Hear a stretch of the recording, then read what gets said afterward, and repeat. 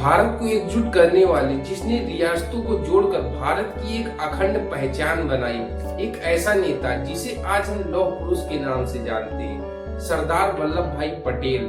चलिए जानते हैं इस महान नेता की जीवन यात्रा को। सरदार वल्लभ भाई पटेल का जन्म 31 अक्टूबर 1875 को गुजरात के एक छोटे से गांव नडियाल में होता है।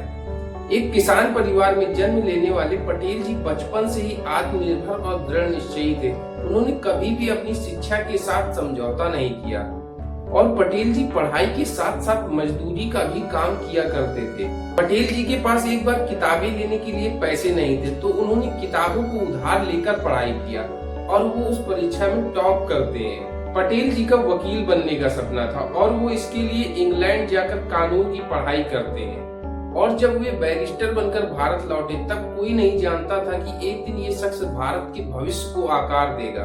पटेल जी का असली जुड़ाव भारत के स्वतंत्रता आंदोलन में महात्मा गांधी जी के नेतृत्व में होता है।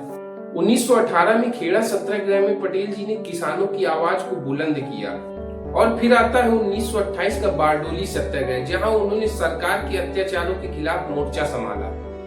पटेल जी ने अंग्रेजों के खिलाफ आंदोलन में भाग लिया, सविनय अवज्ञा आंदोलन, भारत छोड़ो आंदोलन, हर मोर्चे पर पटेल जी सबसे आगे होते थे। 1947 में जब भारत आजाद हुआ तो उस समय देश में 562 रियासतें थी। हर रियासत को या तो भारत या पाकिस्तान में विलय करना था, लेकिन कई राजाओं ने विलय से मना कर दिया। पटेल जी ने एक कुशल राजनेता, कूटनीतिज्ञ और रणनीतिकार की तरह काम किया। पटेल जी ने बहुत सी रियासतों को शांतिपूर्ण ढंग से भारत में मिलाया और जहां जरूरत थी वहां सख्ती भी दिखाई।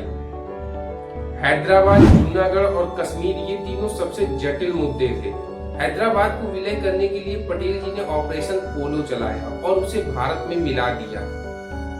यह कार्य इतना बड़ा था कि कई विदेशी पत्रकारों ने लिखा, अगर पटेल जी नहीं होते तो भारत का नक्शा वैसा नहीं होता जैसा आज है। और इसके बाद सरदार पटेल भारत के पहले गृह मंत्री बनते हैं। पटेल जी ने केवल सीमाओं को ही नहीं जोड़ा, बल्कि प्रशासन, नागरिक सेवा और कानून व्यवस्था की नींव रखी। उन्होंने ही भारतीय प्रशासनिक सेवा आईएएस और भारतीय पुलिस सेवा आईपीएस की नींव रखी, ताकि एक मजबूत भारत का निर्माण हो सके। पटेल जी गांधी जी के बहुत ही करीबी थे। वे उनको बापू कहते थे और उनकी हर बात मानते थे।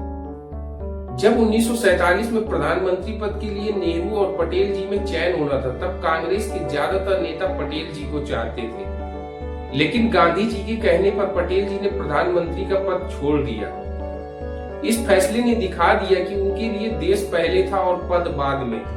साल 1950 में उनका स्वास्थ्य धीरे धीरे बिगड़ने लगा था। 15 दिसंबर 1950 को मुंबई में पटेल जी ने अंतिम सांस ली और पूरा देश शोक में डूब गया। नेहरू जी कहते हैं, भारत ने अपना सबसे बहादुर बेटा खो दिया। उनकी याद में 2018 में स्टैचू ऑफ यूनिटी का निर्माण किया जाता है। ये दुनिया की सबसे ऊंची प्रतिमा है, जो कि 182 मीटर ऊंची है।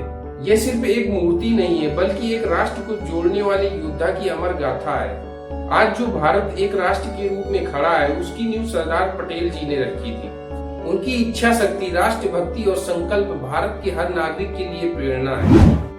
इसी तरह की वीडियो देखने के लिए वीडियो को लाइक, शेयर और चैनल को सब्सक्राइब करें। तो मिलते हैं इसी तरह की एक और वीडियो में।